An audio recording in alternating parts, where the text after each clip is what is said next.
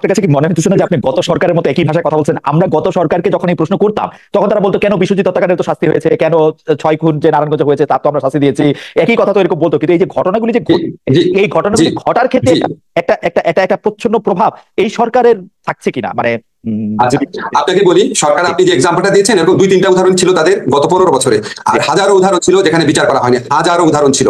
ঢাকা বিশ্ববিদ্যালয়ে যতগুলা আক্রমণের ঘটনা ঘটেছে কোনো বিচার হয়নি। তো ওদের ছিল আপনার হাজারো ঘটনার পিছনে এটাকে 2-3টা ঘটনার কথা বলতো, তাও পাবলিক জনমতের চাপে দিয়েছে। আপনি বলেন যে আমরা এটা প্রতিরোধ করতে ব্যর্থ হয়েছে কিনা? আমরা সমস্ত হল প্রশাসনের উপর দায়িত্ব দেওয়া হয়েছে। একটা সরকার কি করতে পারে? আমরা ইউনিভার্সিটি অথরিটিকে কোন রকম ইন্টারফেয়ার করি না, তাদেরকে স্বাধীনভাবে হলে ছাত্রদেরকে জীবন, তাদের পড়াশোনা, তাদের পরিবেশের নিশ্চয়তা বিধান করতে বলেছে। ওনারা ওনাদের মতো চেষ্টা করেছে।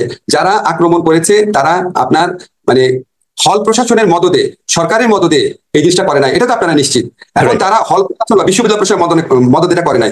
এবং এরপরে আমরা কারেক্টিভ মেজার্স কি কি নিচ্ছি সেটা দেখেন। অবশ্যই আমাদের অনেক ক্ষেত্রে ব্যর্থতা থাকবে, কিন্তু আমরা কি ব্যর্থতা থেকে শেখার চেষ্টা করছি কিনা এবং ব্যর্থতার সাথে আমাদের সরাসরি যোগ আছে কিনা সেটা দেখবেন।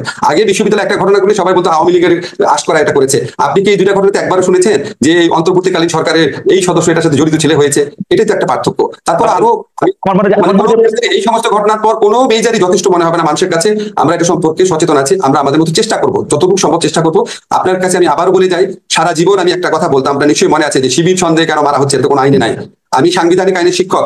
কোন রকম কাউকে বিনা মানে কি বলবো বিনা আইনে, মানে আপনি আইনগত ভাবে একটা লোককে মেরে ফেলতে পারেন যদি বিচার টিচার করে ফাঁসি দেন বা right of private defence properly use করেন।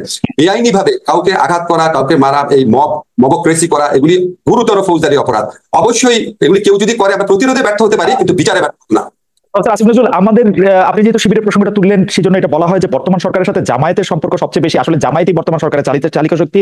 বলা হচ্ছে যে প্রত্যেকটা শিক্ষা প্রতিষ্ঠানে যারা ভাইস চ্যান্সেলরের নিয়োগ পাচ্ছেন তারা জামায়াত ঘনিষ্ঠ বা জামায়াতের দেখিয়ে দিল অন্তর্বর্তী সরকার কি জামাতের উপর খুব বেশি ভর করে আছে কিনা। কেউ কেউ বলছেন বৈষম্য বিরোধী আন্দোলনের যে 152 জন কেন্দ্রীয় সমন্বয়ক রয়েছেন তাদের মধ্যে 108 জনই শিবিরের। এই কারণে কি এই সরকার শিবির দিয়ে বা জামাত শিবির দিয়ে পরিচালিত হচ্ছে বলে কেউ কেউ বলতে চাচ্ছেন? এই কথা নিয়ে আপনার একটু মন্তব্য। আচ্ছা, আমি কিন্তু ফেসবুকে এরকম প্রচারণাও দেখেছি, আপনিও দেখেছেন, খেয়াল করে দেখেন যে বাকশালীদেরকে পুনর্বাসন করছে এই সরকার।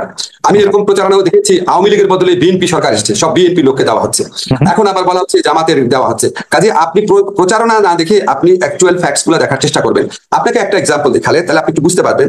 ধরেন আমি যখন আন্তর্জাতিক অপরাধ আদালত, যেটা ইন্টারন্যাশনাল ক্রাইম ট্রাইব্যুনাল অ্যাক্ট, সেখানে যখন আমার মন্ত্রণালয়ের পক্ষ থেকে চিফ প্রসিকিউটরকে নিয়োগ দেওয়া হলো, সেদিন ফেসবুকে সারাদিন প্রচারণা চললো যে আমি হচ্ছে জামাত, কেন আমি তাকে নিয়োগ দিলাম। উনি এবি পার্টির লিডার ছিলেন, এবি পার্টি থেকে পদত্যাগ করেছিলেন, খুবই বড় আইনজীবী, এটা তো আপনারা জানেন, এই আন্তর্জাতিক অপরাধ ট্রাইব্যুনালের সবচেয়ে অভিজ্ঞ আইনজীবীদের একজন। তখন 24 ঘন্টার মতো প্রচারণা চললো আমি হচ্ছে জামাত। পরে একদিন বিরতির পর শিল্পকলা একাডেমিতে আরেকজন অত্যন্ত প্রসিদ্ধ শিক্ষক জামিল আহমেদ সাহেবকে নিয়োগ দেওয়া হলো। সাথে সাথে 24 ঘন্টার ব্যবধানে প্রচারণা চললো আমি আসলে বাকশালী, আমি খাদানিক এবং আমি নাস্তিক। এখন আপনি বলেন দুইটা জিনিস কি একসাথে সত্যি হতে পারে?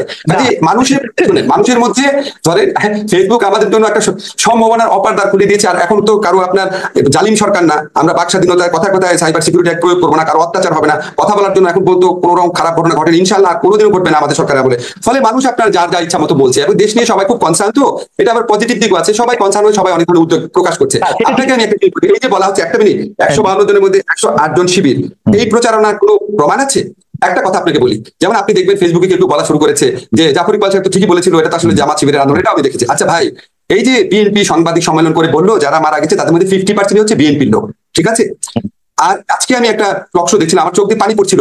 বরকতুল্লাহ বুলুর ছেলে সানিয়া, যে ছেলেটা আপনার পুরো ঘটনা বর্ণনা করলো, তার মা ছিল পাশে। আমি কিন্তু আন্দোলনকালে আমি তাকে চিনতাম না, আমি তার ছবিটা ফেসবুকে দিয়ে বলেছিলাম বাংলাদেশের জয় হবে। একটা মা তার ছেলে টর্চার হচ্ছে, তারপর তাকে বলছে আমরা তোমার সাথে আছি।